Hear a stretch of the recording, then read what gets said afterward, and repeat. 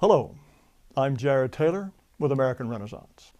Most people think that the United States was, from the very beginning, dedicated to the idea of racial equality. Yes, they say, there was slavery and segregation, but we were always working to fulfill the promise of all men are created equal. Of course, Thomas Jefferson, who wrote those words, was a slaveholder who didn't think the races were equal at all.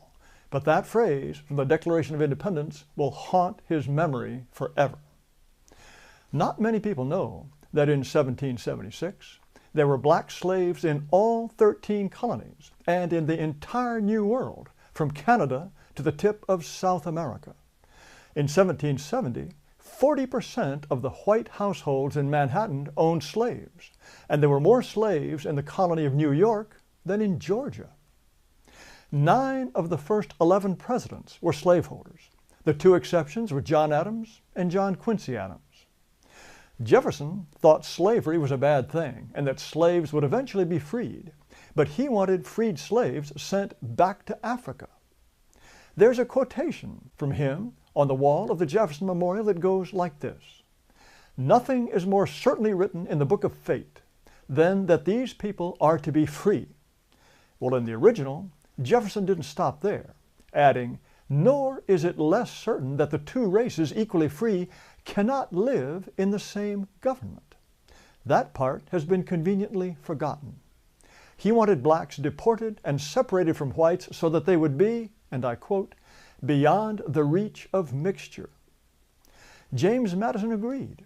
He wanted the U.S. government to buy up every slave and deport them. After he served as president, he ran the American Colonization Society, which was set up to send blacks back to Africa. At the inaugural meeting of the society, Henry Clay explained its purpose, quote, "to rid our country of a useless and pernicious, if not dangerous, portion of the population."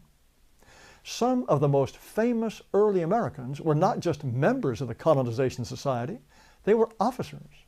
Besides Madison, there were Andrew Jackson, Daniel Webster, Stephen Douglas, William Seward, Francis Scott Key, Winfield Scott, and John Marshall.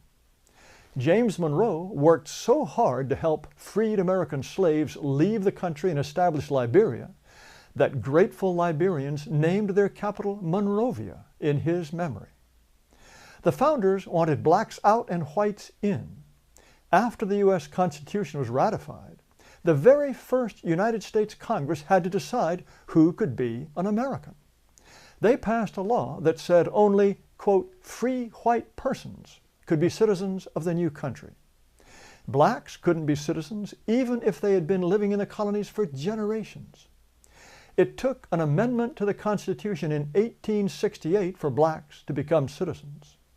And American Indians didn't finally become U.S. citizens until 1924. From colonial times on, there was strong opposition to mixed-race marriage. Massachusetts prohibited miscegenation from 1705 to 1843 and repealed the ban only because people thought it wasn't needed. They thought the idea of mixing was so repellent that no one would do it even if it were legal. Of the 50 United States, 44 at one time had laws prohibiting interracial marriage. White people did not want blacks to vote. In 1855, there were 31 states in the Union, but blacks could vote only in 4. All of them were in New England, and together they had only 4% of the total black population of the country. The federal government made sure that blacks couldn't vote in the territories.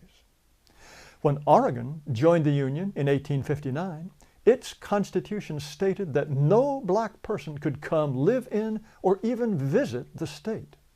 But Abraham Lincoln, the great emancipator, didn't he believe in racial equality? No.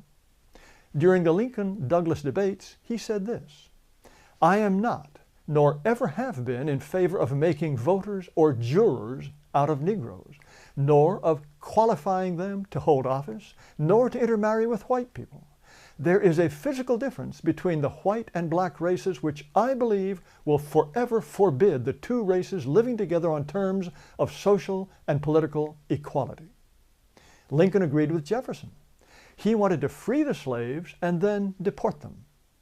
In 1862, Lincoln had the Civil War on his hands, but he was so worried about what to do with free blacks that he named a commissioner on immigration and sent him off to look for countries that would take in the blacks he wanted to be rid of. He also sent a message to Congress calling for free blacks to be deported.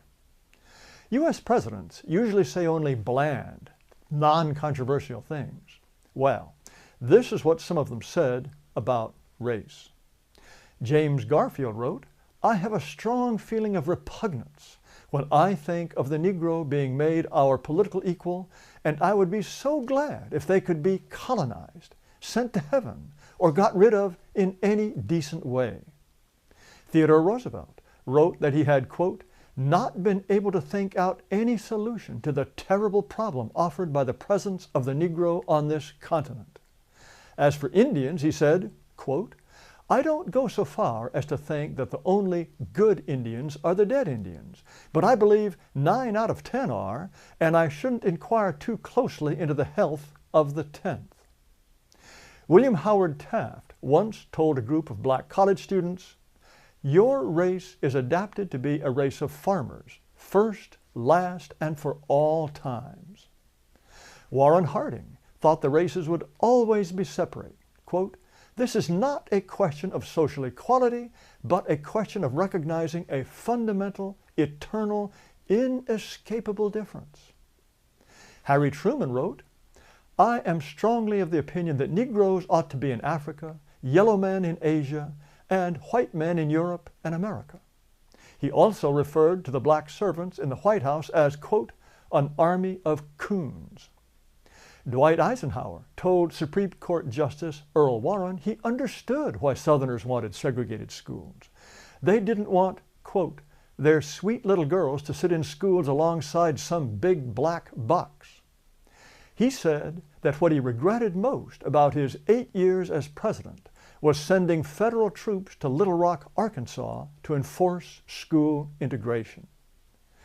It's not until John Kennedy, elected in 1960, that we have a president with views on race that just might be considered acceptable today.